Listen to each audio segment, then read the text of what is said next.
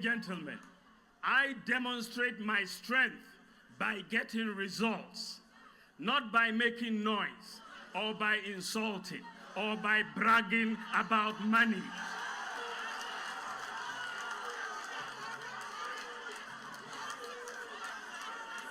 The combined effect of how well Bawumia is known today and my experience as Vice President make me the most prepared person for the MPP's quest for the 2028 election and governance in 2029. Fellow Kukrudites, in the words of Kofi Abrefa-Bruzia, the qualification to be a success in Ghana's politics includes a large capacity to stomach all sorts of attacks. I am not oblivious to the fact that the NDC and lately elements within our own family subject me to daily attacks. In fact, I expect that there will be more attacks in the coming months and years. But I have learned, if I've learned anything from history, it includes the fact that a man must be formidable so that no matter the adversity, he stands tall, focused, and resolute. All that can be held at me have already been attacked. As the days are going by, time has shown great vindication. The Bank of Ghana, the IMF, and even the NDC kingpins are now admitting on many matters that Bawumia was right.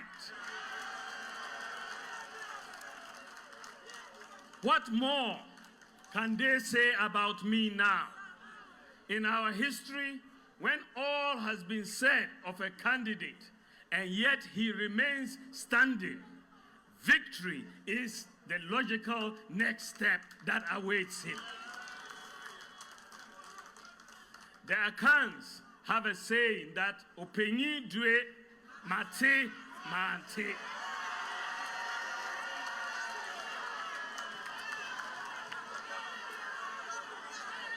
To wit, a wise leader must at times appear aloof, yet when it is required, be willing to take the difficult decisions. That is who I am. I am cool on the outside, but do not underestimate my inner resolve.